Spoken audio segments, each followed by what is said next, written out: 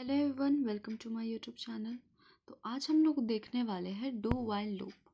तो इसका अगर हम लोग देखें कि इसका सिंटैक्स क्या है, तो सबसे पहले तो इनिशियलाइज होता है।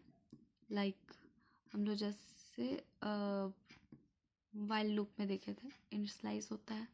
देन यहाँ पर डू लिखाता है और यहाँ पर जितने भी हम लोग को जो प्रिंट कराना है वो, और यहाँ पर अपडेशन होता है कि हमें प्लस प्लस करना है, माइनस माइनस करना है, कि whatever you wanted to do.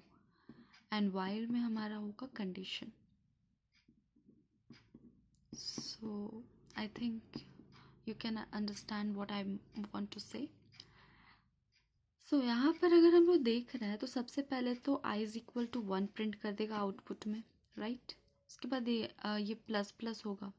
Plus plus होने पर ये 2 आएगा। 2 भी लेस देन 10 है तो ऑफ कोर्स 2 भी प्रिंट हो जाएगा यहाँ पर।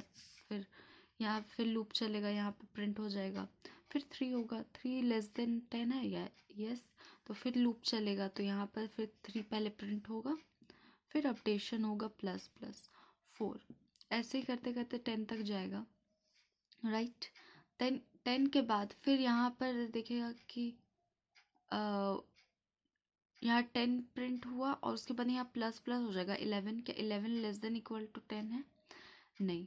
तो फिर जाकर ये लूप टर्मिनेट होगा। सो मैंने आपको पहले ही बोला था ये एग्जिट कंट्रोल लूप है, तो ये एग्जिट के टाइम पर अपना कंडीशन चेक करता है। That's why it's called exit control loop. Okay, अब मैं इसे रन करके दिखाती हूँ।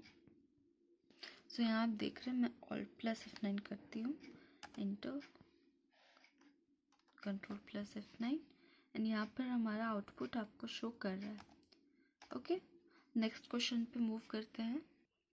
So it is similar like last question. तो जैसे कि वहाँ पे 1 से 10 तक प्रिंट हुआ था, वैसे यहाँ पे सबसे पहले 10 प्रिंट होगा and after that minus minus, तो अब 9 आएगा। 9 के ग्रेटर देन 1 है, कंडीशन चेक करेगा। तो फिर है तो फिर लूप चलेगा, यहाँ पर आएगा, फिर 9 पहले प्रिंट करेगा। फिर माइनस माइनस होगा 8। क्या 8 अभी भी ग्रेटर देन इक्वल टू 1 है? यस, ग्रेटर देन है, तो फिर 8 होगा। ऐसे ऐसे करते 1 आएगा। 1 के बाद फिर ये लूप चेक करके यहाँ पे प्रिंट कराएगा, फिर माइनस माइनस हो जाएगा तो 0। तो 0 क्या है, ग्रेटर देन इक्वल टू 1 है? नो। तो यहाँ पर लूप टर्मिनेट होगा। सो कैसे हमारा आउटपुट आता है वो आपको समझ आया। इसे रन करा कर दिखाते हैं। सो ये हमारा प्रोग्राम है, मैं इसे रन कराती हूँ। सो आप देख रहे हैं कि 10 to 1 प्रिंट हुआ है, राइट। अब नेक्स्ट क्वेश्चन पे मूव करते हैं। That is very very important. So our question is Fibonacci series. सो आप शायद इसका डायग्राम देखे हो, शायद नहीं, तो आप इसे गूगल कर लेना। इसका डायग्राम कुछ इस तरह से रहता है। ओके, धीरे धीरे ऐसे ऐसे बढ़ते जाता है, ऐसे ऐसे ये इसका डायग्राम रहता है। ये बढ़ते जाता है, कोई जितना तक आप टर्म दोगे तब तक। एंड इसमें हम लोग लिए हैं i इज इक्वल टू 3 से स्टार्ट कर रहे, क्यों? और a और b का हम लोग वैल्यू दिए हुए, मतलब फर्स्ट और सेकंड का वैल्यू हम लोग ऑलरेडी यहाँ पर क्या बोलते हैं उसे, मेंशन किए हुए हैं। ओके, और c इज इक्वल टू 0 दिए, और यहाँ पर i इज इक्वल टू 3 और n। अब हम इसे देखेंगे तब हमें ज़्यादा अच्छा समझ आएगा। मान लीजिए यूज़र ने टर्म दिया है 5। ओके, 5 टर्म दिया। तो सबसे पहले तो a और b का वैल्यू प्रिंट कर देगा। तो मान लीजिए सीरीज हम लोग यहाँ लिखेंगे, ठीक है, जो आउटपुट यहाँ आएगा। तो a का वैल्यू यहाँ पर 0 दे देगा, फिर 1 देगा क्योंकि b इज इक्वल टू 1 है। एंड उसके बाद यहाँ पर आएगा तो c is equal to A plus B बोल रहा है। c is equal to A plus B, that means c is equal to a क्या है 0 प्लस b क्या है 1, तो ये हो जाएगा 1। तो c इज इक्वल टू 1 हो गया। c इज इक्वल टू 1 हुआ तो अब क्या होगा, यहाँ पर स्वैप होगा। सो a इज इक्वल टू क्या हो जाएगा, b का वैल्यू a में चल जाएगा, मतलब कि अब a का वैल्यू क्या हो जाएगा, 1 हो जाएगा, राइट। और b का वैल्यू 1 हो जाएगा। तो अब ये ए हो जाएगा और इसके बाद वाला टर्म जो प्रिंट होने वाला था वो बी हो जाएगा। अब ये ए ये बी, पहले बार में ये ए था ये बी था, राइट। अब ये ए है ये बी है। सो और उसके बाद b is equal to C, that mean कि c क्या है 1 है, तो यहाँ पे 1 हो जाएगा और b का वैल्यू 1, तो वही सेम ही हो गया, ठीक।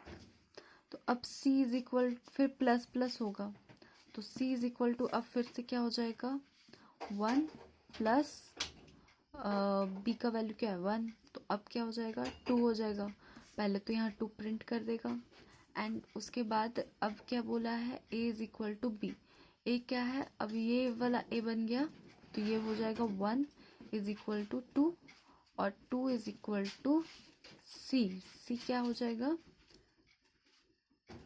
सी सी अब आप लोग का 2 जो है वो इसमें चल जाएगा, फिर i प्लस प्लस हो जाएगा तो क्या होगा 3 हो जाएगा, right. Wait a minute, i is equal to 3 से स्टार्ट हुआ था, ये 3 के लिए यूज हुआ, फिर 4 देन ये 5 होगा, ओके। तो अब यहाँ पर क्या प्रिंट हो जाएगा 2 तो प्रिंट हो गया, अब i प्लस प्लस हुआ है तो अब हो जाएगा यहाँ पर 3, आई मीन यहाँ ऐसे लिखाएगा 3।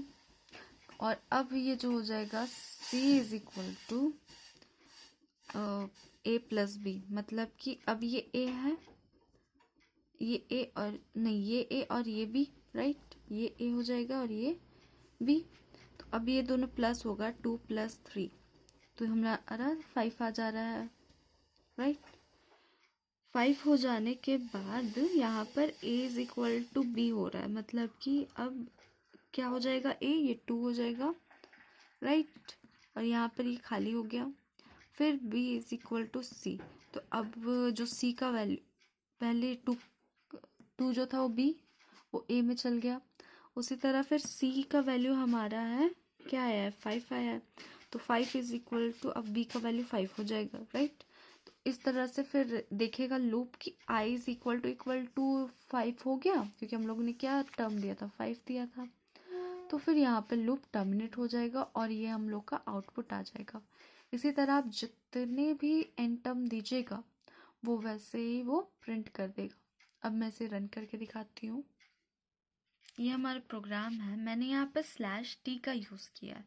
ये क्या करता है कि थोड़ा स्पेस देता है, क्योंकि फिर सब कुछ सटा सटा सा आएगा आउटपुट में, तो आपको भी समझ नहीं आएगा। तो मैं इसे रन कराती हूँ।